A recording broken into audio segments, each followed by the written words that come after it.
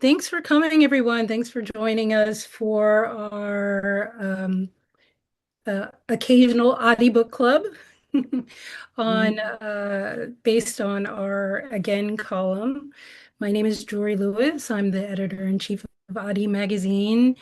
For those who are less familiar, Adi Magazine is a weekly online literary magazine whose mission is rehumanizing policy. Our Again Book Club is an offshoot of our newest essay column, also entitled Again, which is a space for policymakers, activists, and politically engaged writers to reflect on a book they return to again and again. I'll drop a link in the chat for you to check out the column of the few pieces. I think we've run three now, which are available on our website. But we will get started. Today we are joined by Anna Badkhen, who wrote an essay on J.M. Coetzee's Waiting for the Barbarians.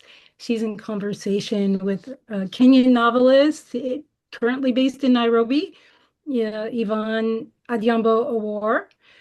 A few will drop their bios in the chat, I think. Is that correct? Or and we will if you have any questions, you can also drop those in the chat. So the first half of the event will feature a discussion between Anna and Yvonne about the book and about the essay which Anna wrote. And in the second half, we'll open it up to questions. So you're welcome to drop those in the chat, I think, or you can also, it looks like you can also submit them through our Q&A function, but we'll be monitoring those. So we will share your questions with the moderator. And you can also chat in the chat between each other. So you can connect with each other as well, but please keep it respectful. This event is being recorded and will be later available on Audie's YouTube channel. So we would welcome you to return to this conversation anytime you'd like. So with that, I will let Anna and Yvonne take it from here. Thank you so very much. And want to thank all those who have joined us. I hope it's going to be a lot of fun, as well as insightful. And I'll get straight to the topic. What is your relationship with Coetzee, and why particularly did you choose waiting for the barbarians? Uh, we were just having this conversation off Zoom. I think Coetzee is this one of these ineffable thinkers who never writes the same novel, which is rare. And I was pointing to, I have a whole shelf and a half of Coetzee's work, and um, he never tells you how to think, and yet he is ineffably and unfalteringly moral. I would say that he's probably one of the most moral writers of our time. Um, and Waiting for the Barbarians is a fable. Um, it takes place in an unnamed provincial border town of an unnamed empire. Which makes it easy to transpose onto any imperial adventure um, of our time or any time. So it's a parable. It keeps showing me how we live from different angles every time I read it. I first read it when I was actively engaged in the in journalism, in newspaper and magazine journalism. This was 15, 20 years ago. And working in war zones, I read this um, this fable as kind of a distillation of what I was witnessing, um, this idea of the ethics of the torturer, the idea of what follows colonial expansion, Mm. kind of manufacturing of rumors of unrest that empire then uses to expand, right? Mm. Um, so, for example, I was working in Iraq at the time when I first read this novel, and of course, we remember how the United States had invaded Iraq under the pretext of interrupting an imaginary manufacture of weapons of mass destruction. Sound familiar? Because we're doing this Yes, again, absolutely. Yes. right? Yeah. In Iran, Mm. and then entering a place and then using this excuse of finding the weapons to brutalize the people who live Mm. outside of the immediate periphery of empire. Mm. Um, Same story in Afghanistan, same story in Chechnya. Obviously, we have been witnessing this in Palestine now for decades, Mm. in Lebanon. I mean, it's this talks about the blueprint of how Mm. empires go to war.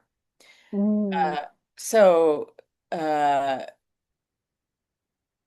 I keep picking it up again and again because the empire keeps going to war again and Yeah. again.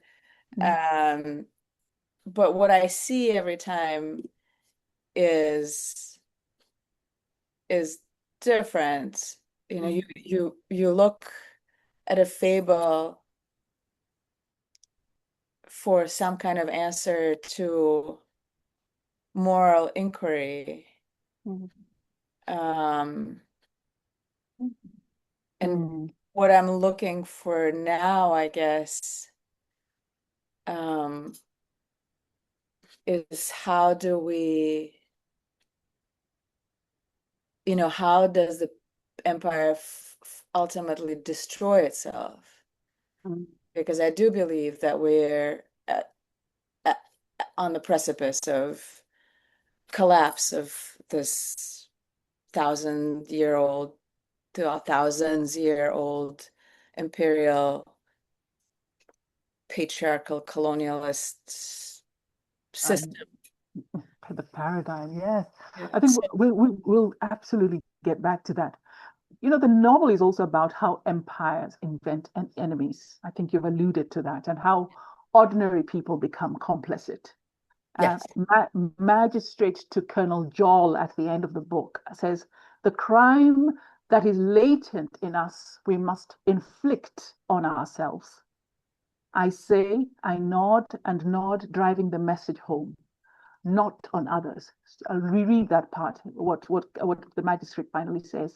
The crime that is latent in us, we must inflict on ourselves, not on others.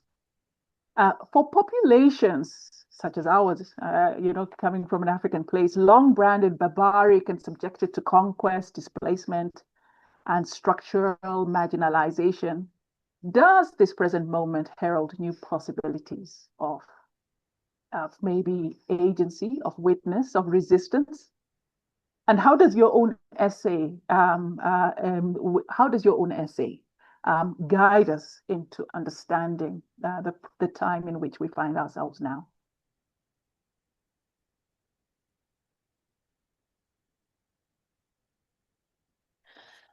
Yes, absolutely. I mean,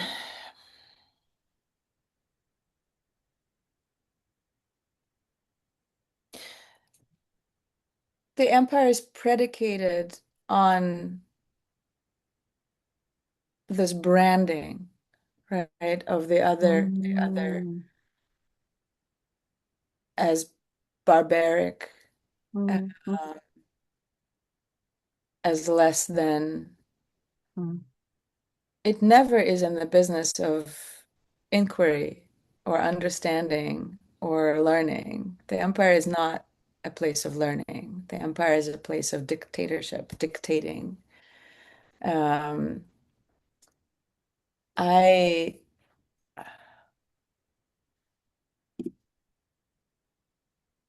I think about this um, boomerang effect of colonization, right? What Amy Césaire, Amos yes, Césaire called the yeah, boomerang effect of effect, colonization, yes, yes. where it self-devours. And this is what happens at the end of the novel, right? The Mm, empire ultimately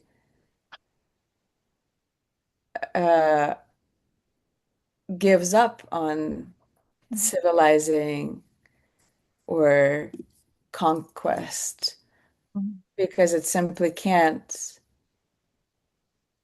it doesn't understand how this mm, peopled landscape functions. mm, Um, the empire self-devours and it's stuck in its own thinking. mm. We have the empire say, we will destroy an entire civilization tonight. Yes, Tonight, today, tonight, tonight, yes. yes. Mm, Um, mm. I think it's lost the plot, if it ever had the plot. Excuse me. I don't think that it realizes that this is not how people think I, anymore. I want to, I want to believe you, Anna. But isn't that I think there's a part of me that wonders for how long we've seen so much and we've lived through so much of the things that we thought we would never see again in our lifestyle, in our lifetime. The atrocities and the silences and the collusion of media, for example. The idea that when you go to Europe, in so many parts of Europe now, you cannot declare your concern for the Palestinians at the risk of even imprisonment, right? Um, um, and it's the idea that the unspoken idea of those who are most suffering as the barbarian, the barbarians that the people are waiting for, or designing systems of fear around, right? Mhm. What I guess the question is, and we'll return to the idea of your essay. What what is the and going back both also to Coetzee, the idea of the complicity. The magistrate wakes up to the realization that, oh my goodness, in all these things, even if I consider myself a rather benign and good human being, I've been complicit in this horror. What about present reality? What the idea? We speak about the empire, but what about us? Mhm. What of us is also the empire? Yeah, I mean, we're all polluted by empire, right? We exist within its reality. Mm, Um, One of the things I keep returning to is Coetzee's lecture that he delivered on receiving the Jerusalem Prize for the Freedom of Individual and Society, which is an amazing title for a top literary award mm, based in Israel.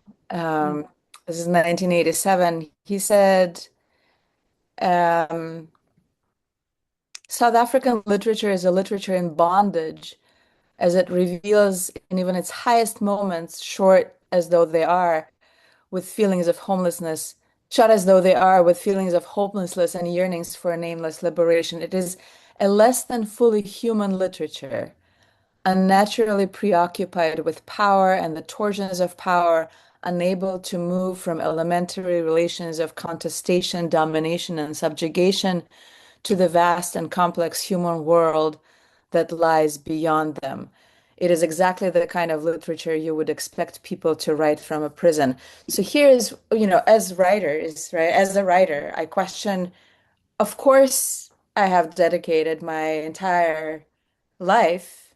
mm, I've been a writer for 30 years. I've dedicated my entire professional life to write about the torsions of power. mm, mm, Uh, because how can I not? Um, can we be entirely free of the system that we, even if we're fighting against it as writers? It's paradoxical, but what I do believe, again, Mm. because I spend a lot of time now with young people as an instructor at a university, is that they somehow are seeing beyond Mm. this Mm. structure in the Mm. way they organize, in the way they create Mm. language. Mm. Mm. Mm. I don't know where I don't know where they come from. I mean, they're our children's generation, Mm. or younger than my children's generation, but there is this idea of radical hope, Yeah. which is hope for something that we cannot yet articulate. So I find myself in that space. Ah. If I exist as a writer Mm. within the constraints of this, um, if I'm tarnished, in other Mm. words, and Mm. complicit, of course I'm complicit. I pay taxes in the United States of America, right? Mm. My taxes pay for the destruction that depletes, our humanity, our collective humanity, and literally kills children. Mm. Um, I find that somehow this next generation,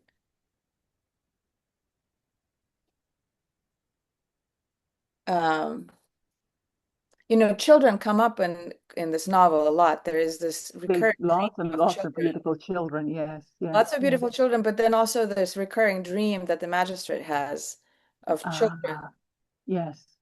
um, who don't, who Mm. have no interest in him, Yes, yes. So maybe in 5 years' time, I will reread this and say, these are the children. The Mm. children who have no interest in us is this next generation who knows something about Mm. another way of Being. being, yes. And also, I mean, Mm. the difference between a novel written in 1980, 80. yeah, in 1980, Mm. and the barbarians of today is the internet, Yeah, right? yes. We're watching journalists in Gaza, we're Mm. watching citizen journalists in Iran, Mm. we're watching people in Lebanon Mm. document themselves. Oh, but also document the barbarity. And I think these journalists also present another kind of mirror, that the very ones declaring the barbarians are probably are the ultimate, they're the uber The barbarians, Uber barbarians, correct. Yes. because these guys have become mirrors. Yes. There's a lovely line you've used. You quoted, what's his name, Brodsky, in your essay. Do you have your essay there? That line about literature. Do you want to read it? Because I think the question was going to have, do we have a grammar for this time? But I think you've answered it. Maybe it's not our job to find the grammar. Maybe it's the emerging generation, the new generation will find a grammar for this particular age. But there's a lovely line you quoted. Do you have, if you have your essay, can Yes. you read it? Yes, yeah. Literature is a dictionary of the language in which life speaks to man. Its function is to save the next man and new arrival from falling into an old trap, or to help him realize, should he fall into the trap anyway, that he has been hit by a tautology. Tautology. That's, both poignant but also very amusing. The idea of the idea of the notion of a dictionary, literature as a dictionary of language. Do we have a grammar? Anyway, do we have a grammar for whatever this is, this age? we keep using the word leftist or fascist or old, the old grammar, the grammar of the 19th and 20th century. But it's not adequate. I don't think it's adequate to name this particular time. Do you want to talk a little bit about that, what that entails, and maybe how Coetzee meets us halfway there? I do think about the vocabulary for this a lot. Mm. The vocabulary for our shame, For our shame, yes. the vocabulary for our love. Mm. Um, uh,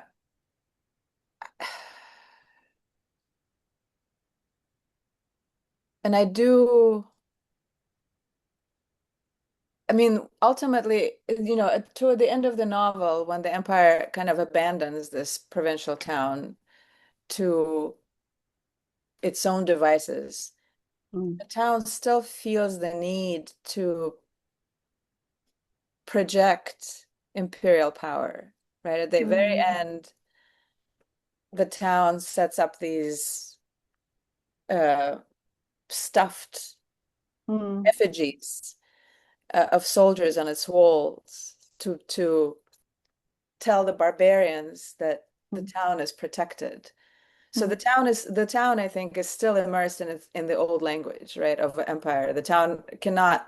Oh, still the haunted. It's still It's haunted. it's It's a haunted, but haunting. it also Yeah. doesn't have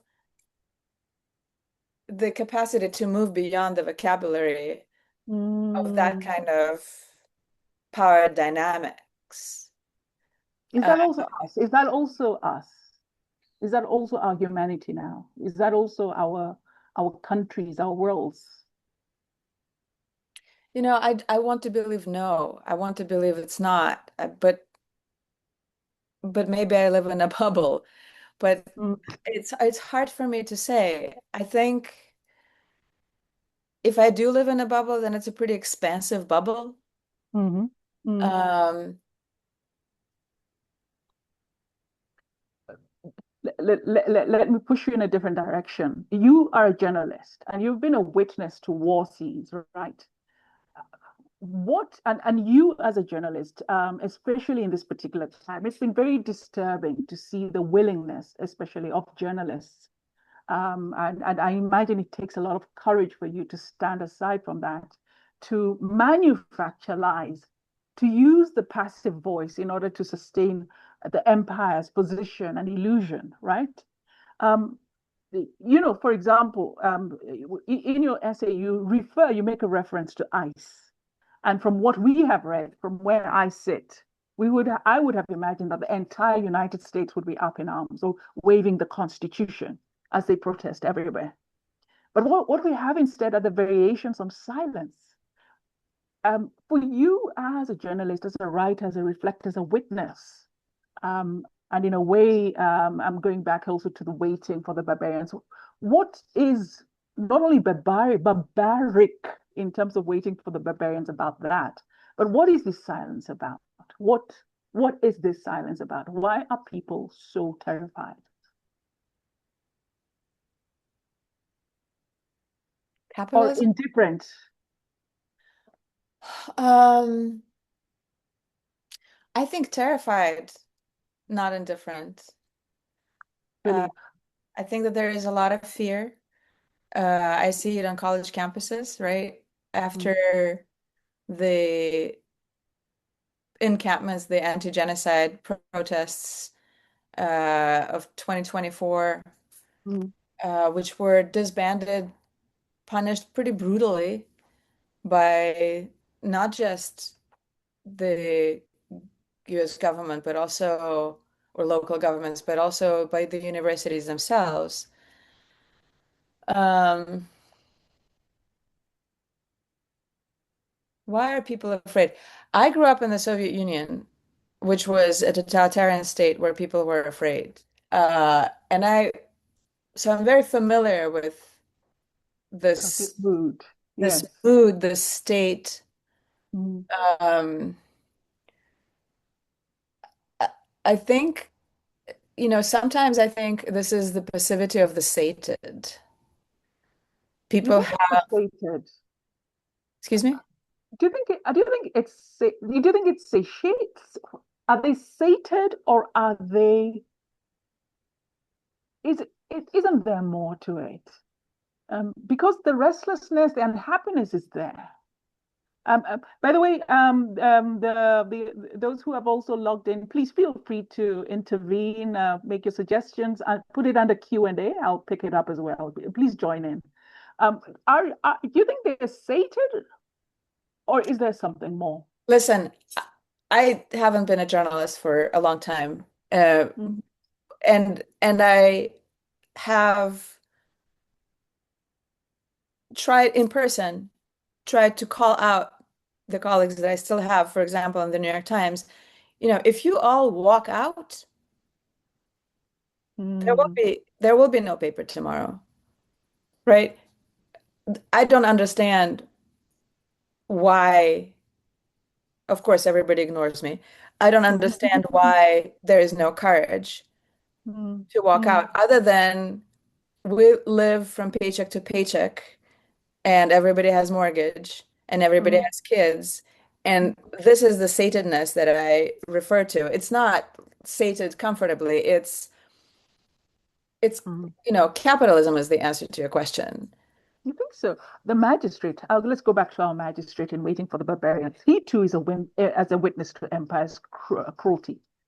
Yet in the end, he's powerless to stop it. In fact, when he tries to stop it, when he tries to be human, he's turned into a victim of this same empire. And he's accused of the very thing that he, in a way, what do you call it, adjures. Um, But remember how in the beginning he is uncomfortable really participating because he likes his comfort. yes, he does. The Or he, comfort. or the thing that we always do, we justify. We say no, but it can't be that bad. Oh no, no, but it can't. The perpetual cycle of our justifications, and as you say, because it settles us into a certain both psychological as well as a physical comfort, and then Mm. until it doesn't anymore, right? Um, yeah, yeah. So, Physical comfort is a big thing. Uh, mm,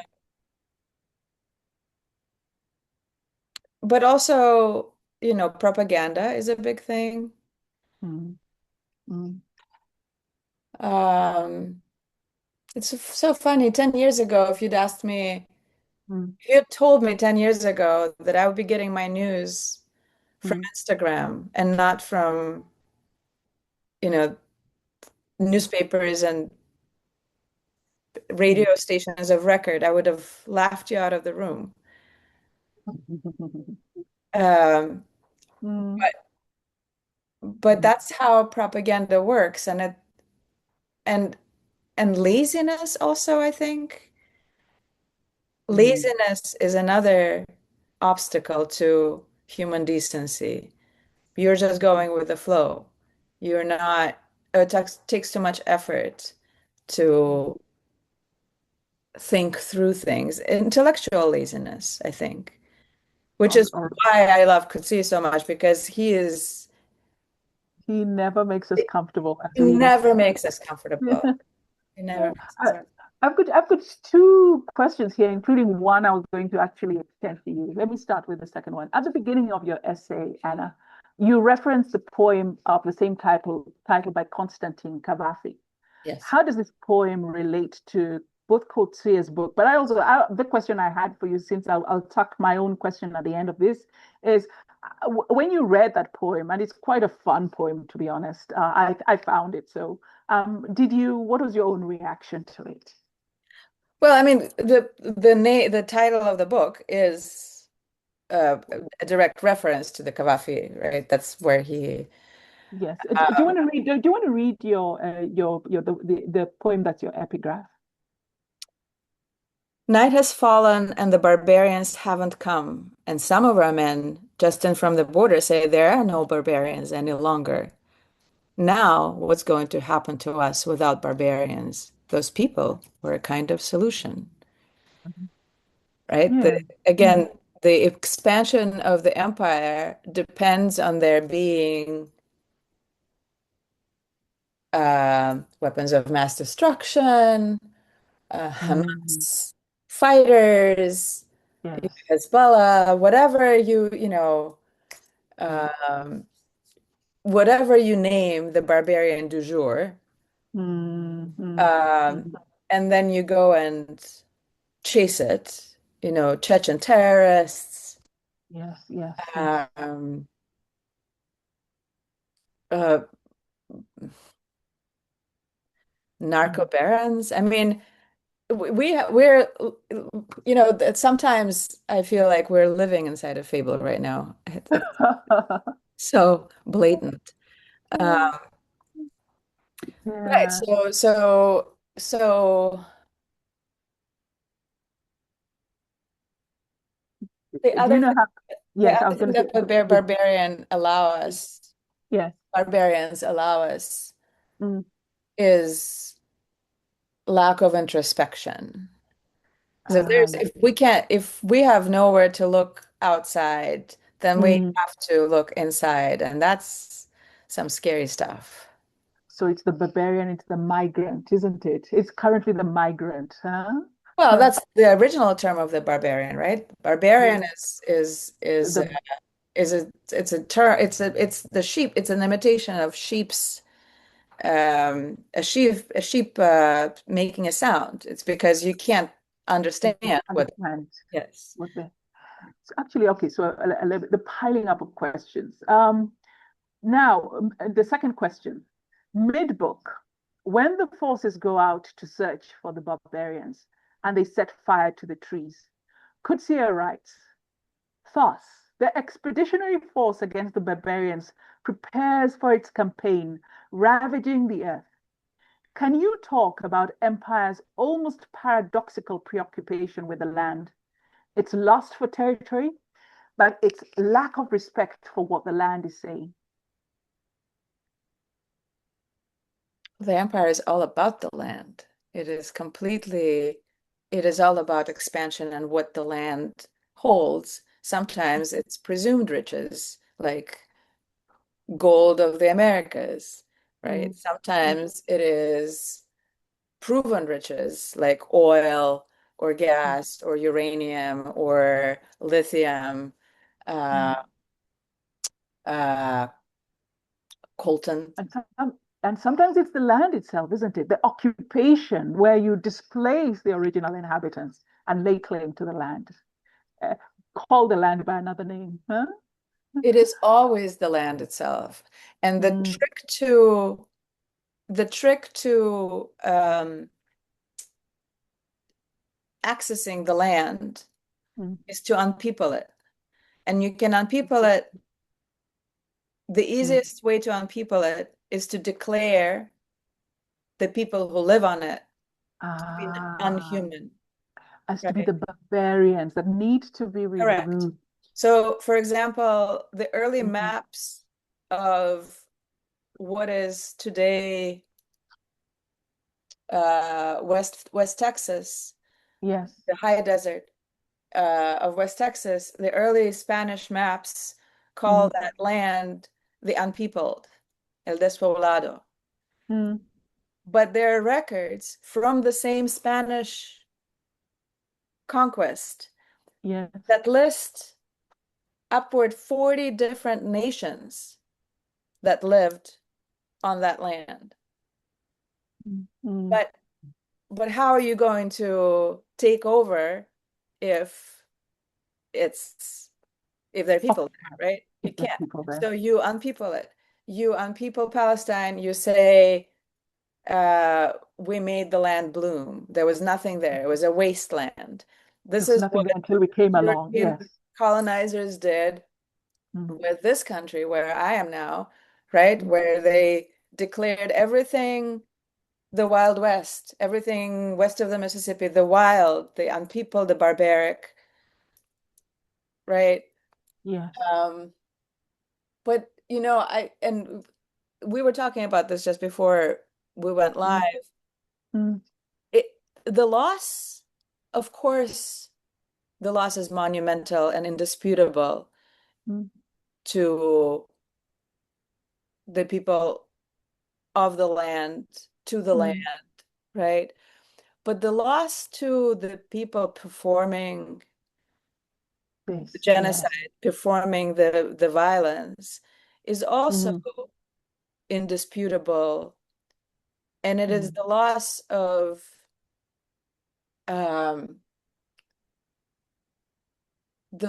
of that aspect of decency of that we call humanity. That we call humanity. Yes. So I wanted to I brought this book out because I think Mm. about this a lot. This line from another Russian writer, Vasily Grossman's Mm. Everything Flows. He writes, only one judgment is passed on the executioner. Mm. From looking at his victim as other than human, he ceases to be human himself. He executes the human being inside his own self. He is his own executioner. But no matter how hard the executioner tries to kill him, Mm. his victim remains a human being forever. How beautiful. The name of the author? Vasily Grossman. Vasily Grossman. Okay, wonderful. I've got a couple of questions here also from our audience. Do the townspeople lack capacity, or do they fear the unknown? That's part one of it. Their previous encounter with the barbarian is one of fear and violence. The barbarians are matched uniformly chained to enforce maximum compliance. They are thought of as a people who speak an incomprehensible language, lead a strange lifestyle. So do you think the people lack capacity, or do they fear the unknown? Lack capacity, fear the unknown, and are also brainwashed and educated Yeah. and led, right? They're Mm. led by Mm. uh, the magistrate who thinks all these things, Yes. and he is their father figure, Mm. and he is telling them these are the barbarians. Oh, the horrible Colonel Joel. I really did one of the characters I dislike the most in all literature. But he's so real, isn't he, Colonel Joel? And he's only in his pursuit, his perpetual pursuit of barbarians, even when they don't exist, suddenly make them exist. The second part of this question is, do we speak of the empire as homogeneous construction that sings the same song with the same tune? The audience member says, I think agents of the empire also seek knowledge, which has been previously withheld by the empire. The officer that the magistrate meets, I think I believe she's referring to they're referring to Colonel Joel, meets when he first escapes, wonders why the barbarians can't stay within their territory, suggesting the townspeople may not be aware they're the occupants of another territory, the barbarians. So is it a kind of generational blindness?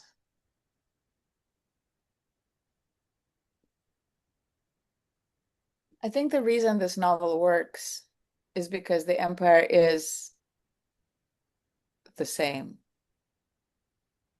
The empire, the empire is a homogeneous thing. Really, Anna? I think so.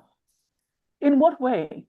Well, because we can read this and Mm. talk about the British Empire. We can read this and Yeah, talk I about see what you the mean. American Very Empire. We can perfect. read this Yes. and can talk about the Zionist Empire. Yes, you're right. It has not. The thing about humans is that violence is fundamentally effective. We don't Mm. have to reinvent it each time. Mm. Maybe that's why we keep falling into the same patterns of violence. Mm. Mm. Mm. They, have I met Colonel Joel in Russia? Absolutely. Yeah. In Afghanistan, for sure. Mm. In the United States, yes, absolutely. Yes, I think that's why he's such an uncanny character. because he's so familiar Yes. and not in a good way. Yes. Mm, mm. So so there's a question there, a link to that question. I'll just remind you. They ask, is it generational blindness? Is it a cyclical blindness that afflicts our humanity?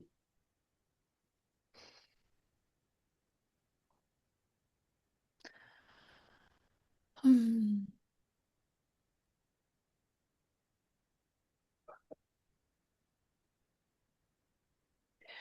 I think that what afflicts our humanity is the idea of efficiency. Efficiency. Yes, Mm, we tend to take the easier route. Uh, mm, we can call it generational blindness or cyclical blindness, but I don't want to do that because I think that because that's not the ultimate cause. The ultimate cause is we tend to do what's convenient. I think if we become insane and demonic because of convenience, and I think that would be so terribly heartbreaking because it's so ridiculous, so banal. That would be so banal. Well, Mm. that's Hannah Arendt, right? Violence is banal. Uh, It's a terrible tragedy, such a waste of humanity and life to be reduced to that but that's what writers are ridiculousness. for. That's right. That's our job. Our job, artists and writers, our job is to cultivate the uncomfortable questioning. It's Mm, to invite people to introspection, invite mm, people to self-questioning, invite people to imagining what if, and also and there can be no cyclical blindness if we learn history. If we have, exactly. well, I mean, of course, there can be cyclical blindness, but cyclical blindness is a result in part of Mm, being too busy or too mm, lazy or too uh learning, let me rephrase this. Learning from the past is not a path of efficiency mm, in the capitalist world. And we live mm, in a capitalist world where mm. we're striving to get someplace faster all the time. That doesn't mean that where we're getting is good if we're trying to get there faster. Or that we know where we get. I'm thinking of Spengler and his the idea of the history as organic and subject to decay, and his critique of particularly the West, constantly looking for the infinite and an infinity that it has no idea. It does not even know where that infinity is. There are a few other questions, Anna. What do you make of the magistrate's quest to understand the blind girl, the half-blind girl? The relationship of the magistrate with the girl. You had some lovely things to say about that as well. Well, What do you think of that? that is definitely an expression of I mean that's the how did you say eroticization of power? The geopolitics of the erotics of The geopolitics. erotics of geopolitics. I mean, she is a miniature version of this exotic, Mm, unconquerable. I mean, there's something about the girl mm, he can't get to, right? mm. Because he doesn't bother learning about her. He Yes. wants her to be unknowable so that he can revel in this strange perversion of desire Mm, slash possession, but he barely is aware that she is his prisoner, Mm.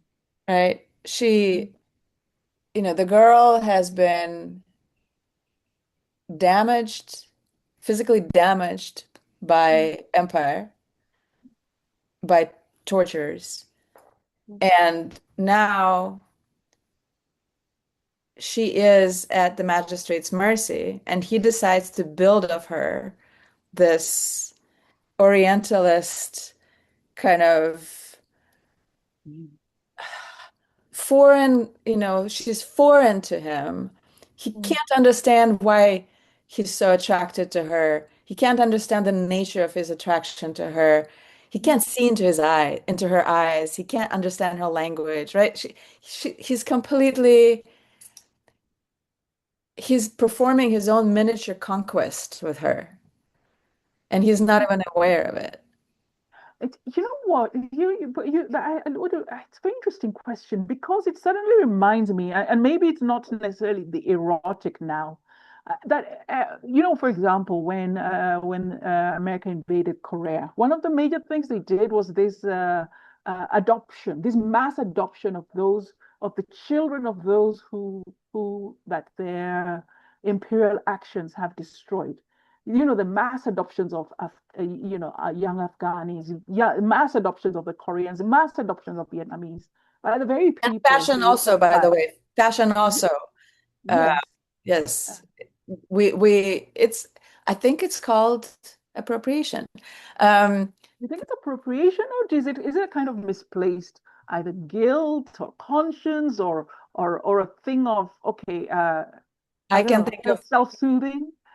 I don't know. I think of scarier versions. I think of the schools for the Native Americans and Uh, for First Nations people in yes. Canada and for the First Nations people in Australia, right? Uh, Like it's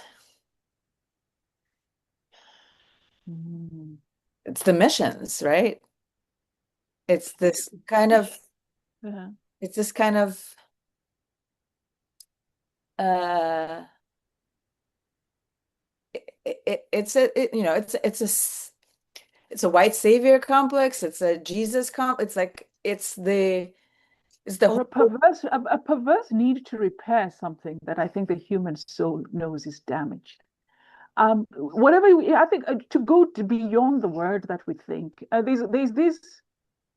I almost want to believe that we all know what's right and what's wrong. Whatever they kind of there's a we know what good looks like, and we know what evil looks like. And sometimes even if we've justified the evil, I think that I imagine there's a part of the human essence that says there's a way I can repair this even imperfectly Mhm. uh, by this particular gesture. One last question that's been given to us, and because I see we're going to be running out of time, and I have also a couple of questions for you. The attendee says, I am haunted by the scene when the soldiers involve the townspeople and even some children in a collective beating of some prisoners, and eventually the magistrate. And I see echoes of it in the callous way I think we all interact with the tragedies we see on the screen.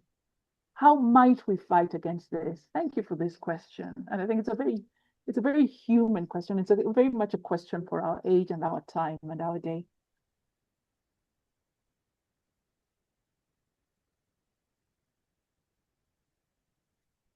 I also ask myself this question. I ask whether, watching videos from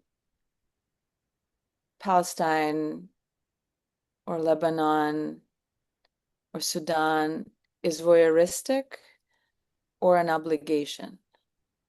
Mm, mm, mm, And um, there is let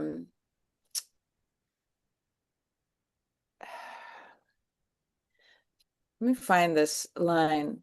mm, This is also um, from from another novel by Coetzee. um, um,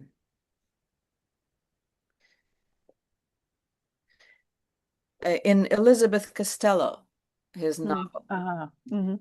the title character, who is Elizabeth Costello, Mm. proposes that to broadcast violence is obscene, quote, because such things ought not to take place, and then Mm. obscene again because having taken place, they ought not to be brought into the light, but covered up and hidden forever in the bowels of the earth, like what goes on in the slaughterhouses of the world, if one wishes to save one's sanity. Mm. So this is another novel that, you can go back Mm. to. The first time I read it, Mm. I thought, oh, this is a prohibition against Mm. rebroadcasting violence. Mm. Um, I thought maybe, maybe as a writer of conscience, I should not, because I Mhm. had thought that as a writer of conscience, I should document uh, violence, especially since I was working as a war correspondent. Mm. But then I thought maybe I shouldn't be broadcasting violence. Maybe I'm being voyeuristic and involving my readers into another level of Mm. voyeurism. But then I reread this and I paid attention to this last clause, if one wishes to save Uh-huh. one's sanity. Mhm. And that, I think, is the key to deciphering that quote. Mhm. Because why should we be saving our sanity in this world that we're deranging? What is, how is saving our sanity even decent? Mm. Right? So I think that there Mm. is there is an aspect to witnessing and remembering and passing on that Mm. maybe can protect our future generations from, the cyclical blindness or generational blindness if we Mm. actually do if we actually do pay attention and bear witness, and remember, Mm. and maybe lose our sanity as payment. I don't think we can escape, in my opinion, I don't think we can escape our role as witness, um, because we are implicated anyway. Coming as we come towards the end, I'm thinking of Gramsci's observation that is constantly repeated now because it absolutely makes sense. I'll quote: "The crisis consists precisely in the fact that the old is dying and the new cannot be born. In this interregnum, a great variety of morbid symptoms appear." Or the other way is, "The old world is indeed dying and the new struggles to be born. This is a time of monsters." Gramsci's interregnum resonates eerily with the frontier town of Waiting for the Barbarians.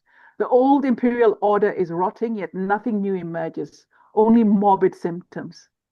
Consider the magistrate's recurring nightmare of the buried girl, a spectral embodiment of suppressed violence and moral collapse.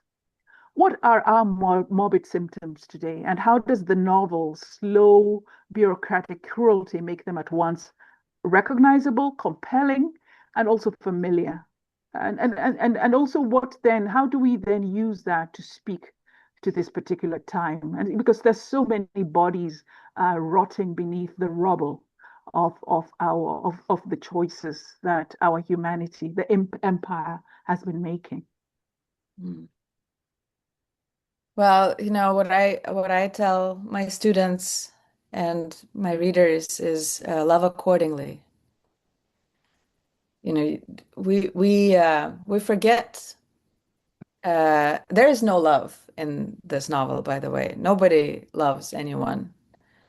There is well, that's not true. There is the Do you love not of think the that? I girl. think there's some aspects There, of love within the communities, there's a among love the of so-called barbarians. Yes, there's a love of the girl for her father, right? yes, yes, yes.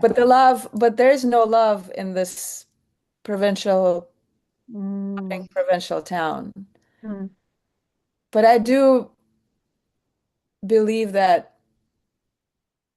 love is inefficient in capitalist world, and so we have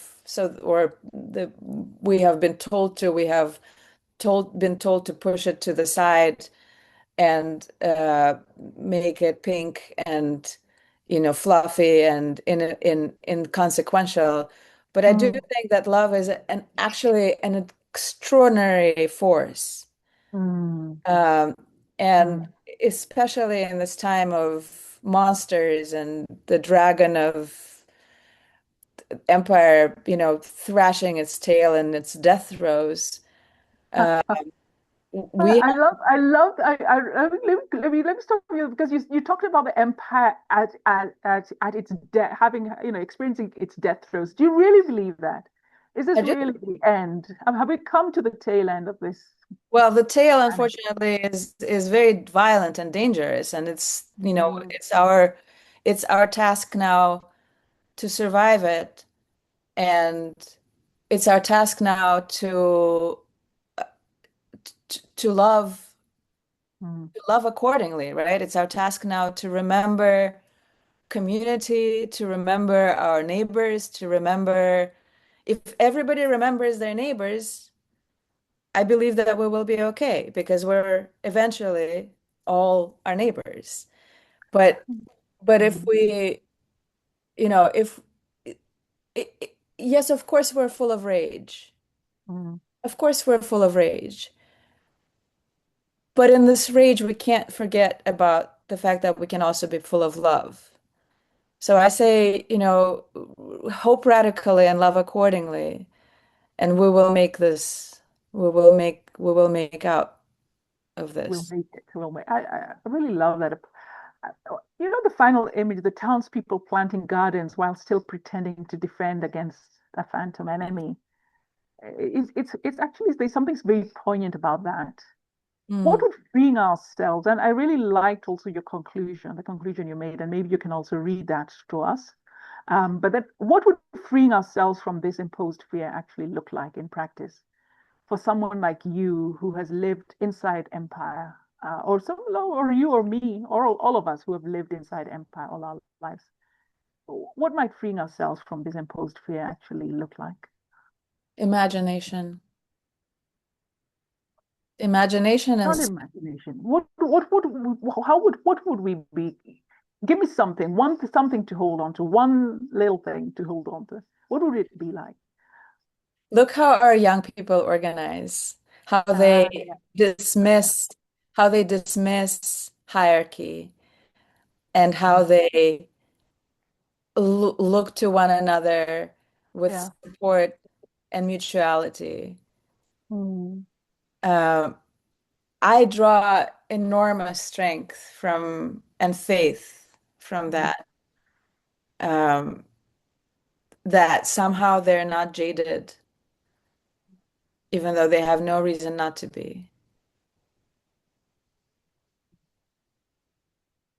I think a final question is then, Anna, what does it mean for us now to be human? That actually maybe there are two parts to this question. What does it mean for us to be human, and what does the humanity of the other mean for, I guess, all of us? But let's start with the first one. What does it now mean for us to be human? And you can really riff on that. Mm.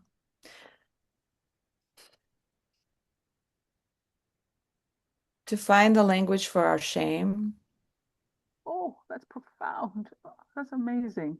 to cultivate our capacity for wonder, Hmm. to hold ourselves responsible,